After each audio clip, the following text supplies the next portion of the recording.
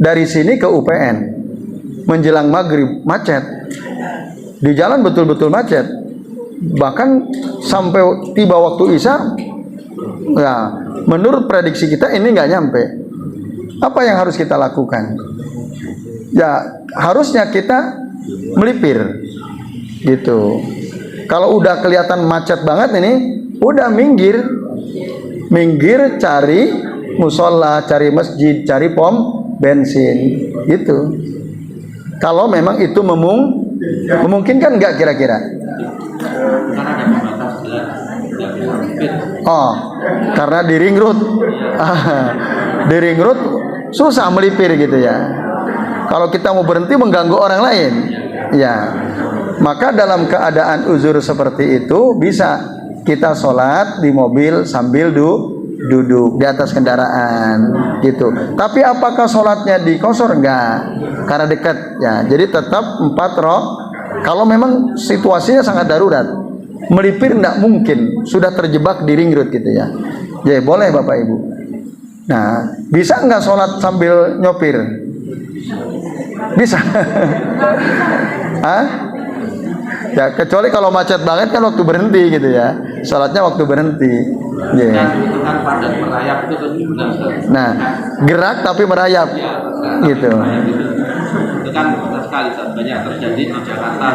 Ya di kota-kota besar ya Pak Kris. Ya tadi kalau memang itu betul-betul darurat bisa dilakukan. Nah, wallahu a'lam bishawab. Tapi kalau maghrib ke isya, sholat apa nih? Nah, ini belum selesai ya. Sholat maghrib. Kalau gitu nanti jamaah sama isya. Tapi kan nggak jauh, Pak. Boleh Bu Pak. Menjama itu tidak harus jauh. Nah itu ya. Kalau memang sholatnya maghrib, kecuali asar loh Pak Kris. Zuhur udah, asar ya. Asar kan nggak bisa dijamak ke maghrib. Zuhur udah kita lakukan, itu bisa. Tapi kalau maghrib, tadi yang dicontohkan maghrib, ya tunggu aja nanti pada saat kita longgar. Dijamak boleh dengan isya. Menjama sholat itu Bapak Ibu, keadaannya banyak kita boleh menjama sholat. Kalau mengqashar sholat hanya satu. Mengqashar itu hanya boleh dilakukan pada saat kita safar, dan safarnya 16 farsah menurut jumhur, 85 kilo baru boleh diqashar. Itu pun kalau qashar kita harus keluar dari kota tempat kita tinggal.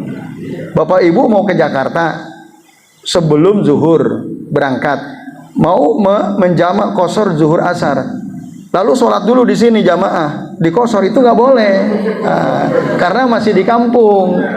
Kecuali kalau sudah ke Wates boleh. Itu qashar.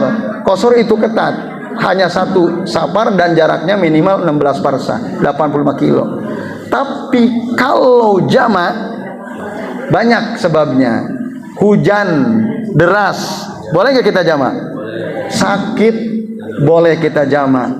Ya, dalam keadaan darurat, ya, bahkan misalnya ada seminar gitu ya, penting, itu boleh kita menjamak. Gitu Bapak Ibu. Nah, jadi jamak itu alasannya banyak kita menjamak sholat. Dalam keadaan yang seperti Pak Kris ceritakan, kalau begitu maghrib lebih baik tunggu aja nanti kita jamak dengan sholat isya. Jadi itu wallahu a'lam bishawab. Bapak Ibu dan jamaah sekalian, a'azani Allah wa iyyakum ajmain. Jadi tadi kami apakah menyampaikan kita harus melihat sutra atau tidak? Tidak ya. Tadi saya tidak mengatakan itu. Enggak. Sepertinya saya tidak menyampaikan itu. Nah, tapi penting memang. Lalu pandangan mata kemana gitu Pak ya? Pandangan mata itu Pak ke bawah. Kecuali pada saat kita tasyahud awal atau tasyahud akhir, baru kita lihatnya ke telunjuk. Nah itu nanti insya Allah ada tuh pembahasan an-nazru ila maudhi'is sujud. Pandangan mata itu ke bawah ke tempat sujud. Jadi kata di dalam hadis sebutkan, kana nabiyyu sallallahu alaihi wasallam idza shalla ta'a rasahu wa rama bi basarihi nahwal ardi. Nabi itu kalau sholat menundukkan kepalanya gini dan memandangkan pandangannya ke bawah. Itu kata ya hadis dalam riwayat Imam Al-Baihaqi, Imam Al-Hakim, dan hadisnya ini sahih itu. Jadi mata ini ke bawah. Kecuali kalau kita sedang tasyahud. Nah, waktu tasyahud maka mata ini melihat ke telunjuk tangan. Jadi hanya ada dua pandangan kita waktu sholat. Satu ke bawah, yang kedua ketika sedang duduk tahiyat tasyahud melihat ke telunjuk. Itu Pak. Wallahu a'lam bishawab. Baik. Terima kasih Bu Eni ya. Kalau naik ke pangkuan, Bapak Ibu dan jamaah sekalian, enggak masalah. Tapi kalau dia mau lewat, nah caranya apa? Caranya kita maju ke depan supaya si kucing itu tidak lewat di depan kita. Itu anak kecil atau ada kucing atau hewan gitu yang mau lewat dan kelihatan hewannya. Kalau cecak kan susah ya. Nah, cecak lewat seret gitu ya. Nah, kalau kucing kan kelihatan tuh. Nah, kita maju agar dia tidak lewat di depan kita. Kalau lewat, sholatnya sah, tapi tadi berkurang pahalanya, kesempurnaannya. Iya. Resikonya itu. Kalau kita ingin menjaga kesempurnaan pahala sholat kita, ada kucing mau lewat, majulah sedikit ya untuk mencegah supaya kucing itu tidak melewati kita, atau supaya ada anak kecil tidak lewat di depan kita. Itu Bu. Nah, itu ya. Tapi ya terakhir, tapi kalau sedang sholat jamaah ada anak kecil lari-lari depan kita, itu aman. Sholat jamaah kita jadi makmum ya.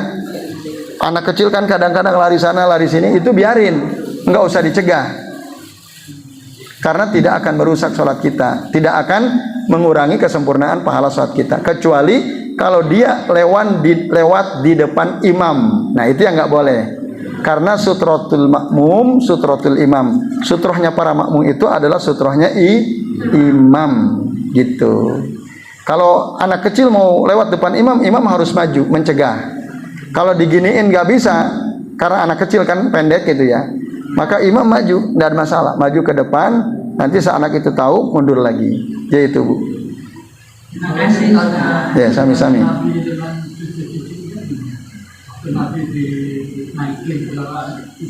Iya, Hasan Husain nemplok di punggung Rasul. Umamah bintu Zainab juga digendong oleh Nabi. Nah, itu kan riwayatnya tidak lewat, tapi dipangku, digendong. Maka kalau lewat, Rasul maju mendekat ke sutra sehingga cucunya itu tidak lewat depan beliau. Itu Pak. Jadi anak kecil atau hewan gitu ya, selain yang tiga tadi, nah itu kalau lewat bisa mengurangi kesempurnaan sholat kita. Maka maju ke depan sedikit supaya mereka lewatnya di belakang kita. Jadi itu Pak. Jadi Rasul ada riwayatnya, Rasul itu maju, nah, untuk mencegah jangan sampai ada sesuatu atau orang atau hewan gitu ya yang lewat di depan Nabi Shallallahu Alaihi Wasallam. Makanya tadi jangan terlalu jauh ke sutra itu. Fal yadnu minha. Jadi itu Pak. Allahu a'lam bishawab. Ya, baik Bapak Ibu, cukup ya? Oh masih ada? Gimana Pak Kris? Ya, monggo. Silakan. Jawaban satu lagi. Ya. Terakhir. Silakan. Mencari sutra pada sholat itu bergeser. Oh, sutrahnya geser. Maksudnya gimana? Kita Itu ada orang sholat, kita ambil sutranya pada dia sholat. kemudian dia sudah Selesai. dan Pulang. sudah bergeser dengan lain yang sama. Boleh.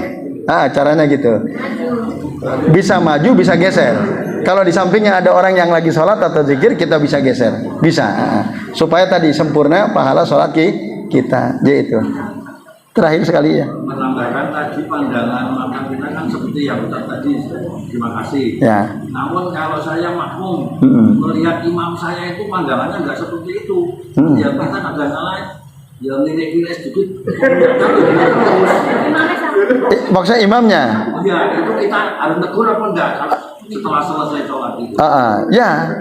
Jadi jenengan pas lihat imam, imamnya pandangannya ke saya makmum, Ah. saya tahu imam itu kok Tidak nunduk.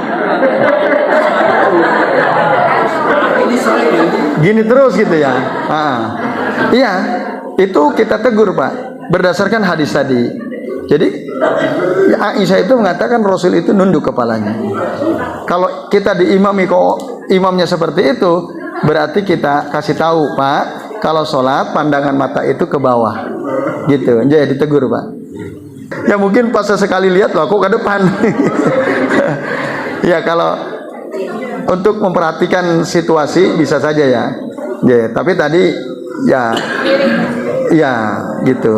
Kalau ada sesuatu, boleh saja ada sesuatu yang bludak gitu ya. Kita melirik itu bisa dalam keadaan seperti itu. Ya itu. Tapi dalam keadaan normal maka pandangan wajah mata kita ke bawah ilal ardi tadi. Ya itu Pak. Wallahu a'lam bishawab.